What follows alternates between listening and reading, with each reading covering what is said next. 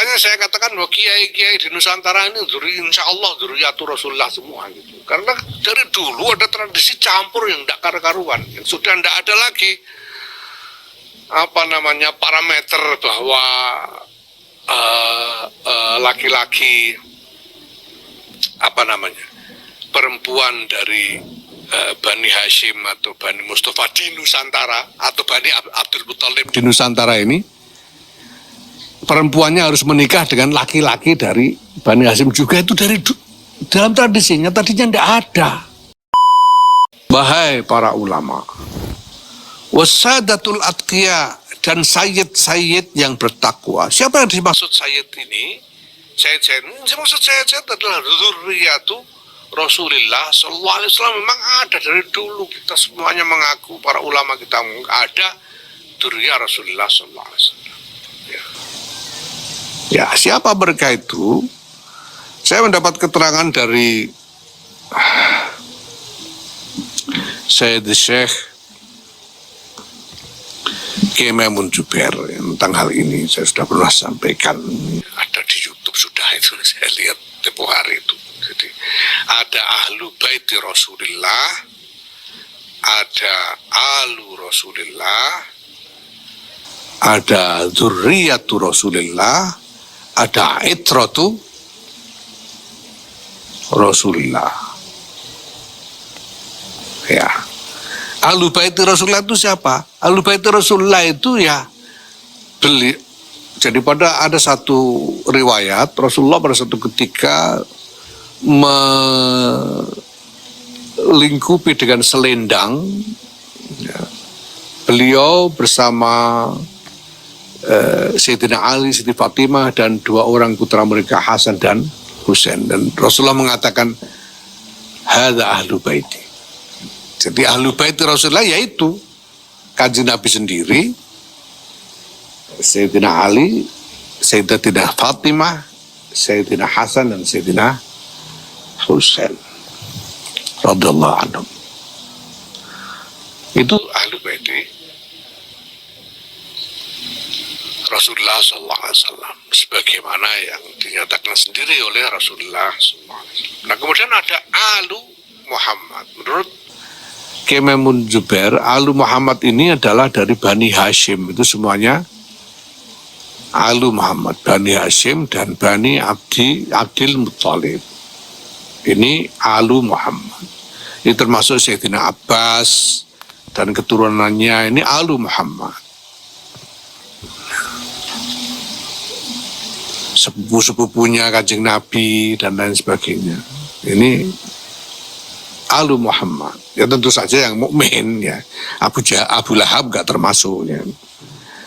Yang mukmin Sayyidina Hamzah itu alu Muhammad. Ini keluarga dari Bani Hashim dan Bani Abdul Muthalib. Kemudian ada dzurriyyatu Rasulullah sallallahu alaihi wasallam. Siapa dzurriyyatu Rasulullah ini? Siapa saja yang lahu nutfatun nubuwah. Siapa saja yang punya garis keturunan baik dari laki-laki maupun perempuan, itu dzurriyyatu Muhammadin sallallahu alaihi wasallam. Kita tahu bahwa kalau yang diklaim sebagai keturunan Nabi yang terkenal sekarang ini adalah dari keturunan Sayyidatina Fatimah. Ya, itu berarti perempuan. Yang dihitung itu dari nasab, dari jalur perempuan. Ya. Makanya nggak dibilang dzurriyyatu Ali, nggak dibilang dzurriyyatu Ali karramallahu wajhan, dzurriyyatu Muhammad, walaupun dari perempuan Siti Fatimah. Dan putra Siti Fatimah yang kemudian punya keturunan itu bukan cuma Sayyidina Hasan dan Sayyidina Husain, ada yang lain, ada Ummu Kulsum dan lain-lain yang punya keturunan juga. Kemudian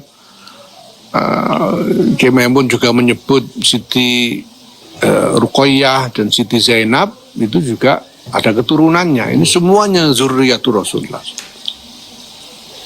baik dari jalur laki-laki maupun perempuan. Ya, makanya saya katakan bahwa kiai-kiai di Nusantara ini insya Allah dzurriyyatul Rasulullah semua gitu. Karena dari dulu ada tradisi campur yang tidak karu-karuan, yang sudah tidak ada lagi parameter bahwa laki-laki perempuan dari Bani Hashim atau Bani Mustafa di Nusantara atau Bani Abdul Muthalib di Nusantara ini perempuannya harus menikah dengan laki-laki dari Bani Hashim juga, itu dari dalam tradisinya tadinya tidak ada di Nusantara. Kenapa lah, orangnya belum banyak. Nah sekarang kalau ada Bani Hashim punya anak perempuan mau dikawinkan dengan Bani Hashim laki-laki, sudah tidak ada lagi, ya terpaksa dikawinkan orang Jawa. Dikawinkan sama orang Sunda, orang Minang dan lain-lain. Jadi ini udah campur. Tapi semuanya dari keturunan itu memiliki nutfah nubuwah, ini yang semuanya berada disebut sebagai dzurriyyatu Rasulullah SAW. Itu sudah biasa dari dulu, itu campur dak karu-karuan. Ya makanya juga jadi saya sempat pernah mengulas tentang nggak usah baca-baca lah soal ini, pokoknya tahulah ini Asadatul Atqiyah ini yang maksud adalah itu. Kemudian ada itratu Rasulullah SAW, karena Rasulullah bersabda taraktu lakum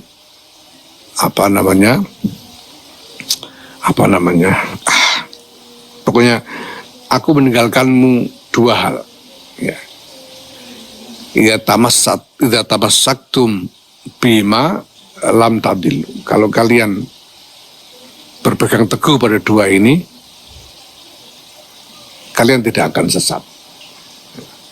Yaitu apa? Kitabullah wa itrati. Rasulullah, kitabullah wa itrati. Kitabullah Quran wa itrati, dan itrahku. Kama qala sallallahu alaihi wasallam. Nah, itrah ini menurut Kiai Maimun adalah keturunan Rasulullah yang dari generasi ke generasi ini alim semua. Sampai ke Sayyidina Ali karramallahu wajhahu ini, sampai itu alim terus, nggak ada yang goblok, itu namanya itroh gitu. Kalau dari generasi alim terus itu baru itroh. Kalau ada yang goblok, ada yang nggak karu-karuan, ya itu bukan itroh namanya. Yang dipegang itu yang itroh ini, yang alim terus dari generasi ke generasi. Ya maka di sini dikoyidi, ulamanya nggak dikoyidi, ayyuhal ulama, titik, nggak ada koyid. Tapi wasadatul atqiya, dan sayyid-sayyid yang bertakwa, dikoyidi dengan atqiya.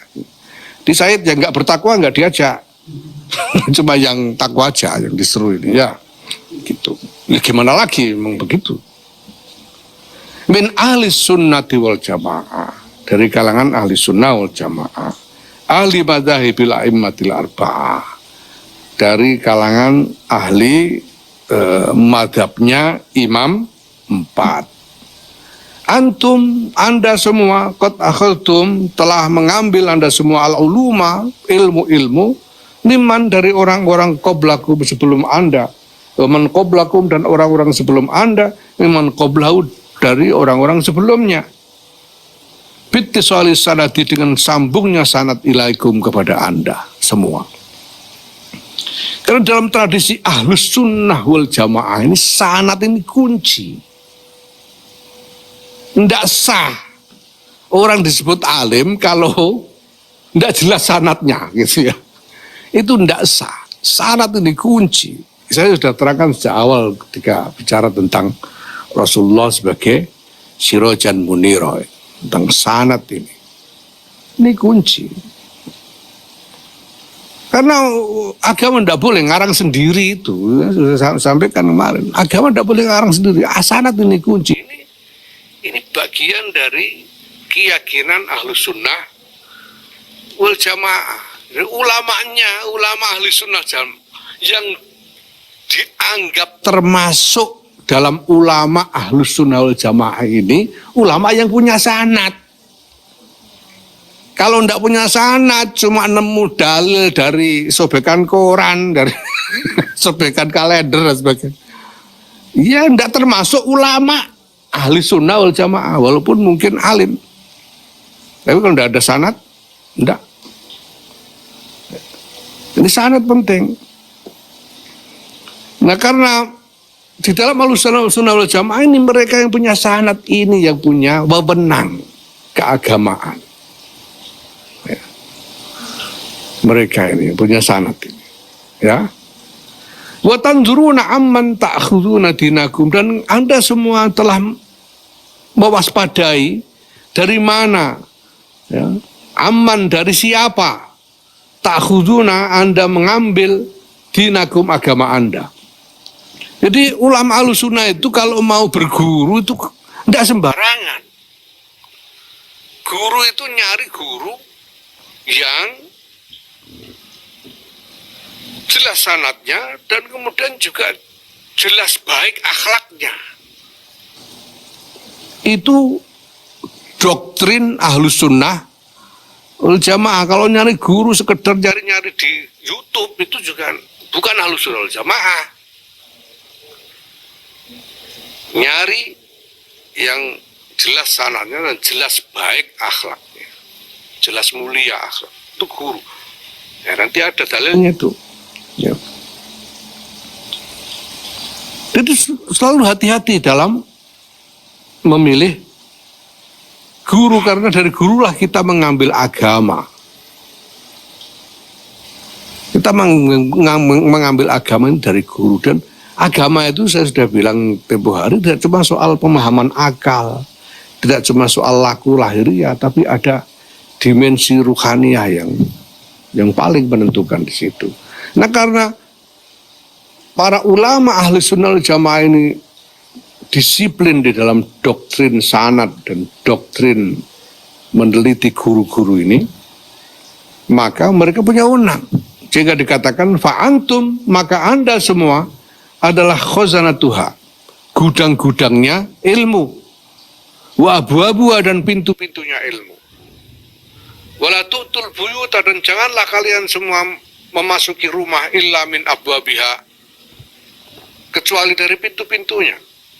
Faman, maka barang siapa ataha, memasuki rumah-rumah min ghairi abwabiha, tidak dari pintu-pintunya, orang macam itu yang masuk rumah ini rumah itu masuk tapi tidak lewat pintu, itu sumia, dinamai sarikon, maling. Jadi masuk rumah itu lewat pintu, kalau masuk rumah sana rumah sini nggak lewat pintu, lewat gendeng semua, maling namanya gitu. Gitu. Nah ini kenapa? Ini yang pertama-tama diajak. Karena yang dibutuhkan oleh dunia, oleh umat adalah jawaban dari agama. Dan yang berhak menjawab atas nama agama itu sekali lagi adalah ulama. Maka Hadratus Syekh Muhammad Hasyim Asy'ari memulai semua ini dengan menyeru para ulama.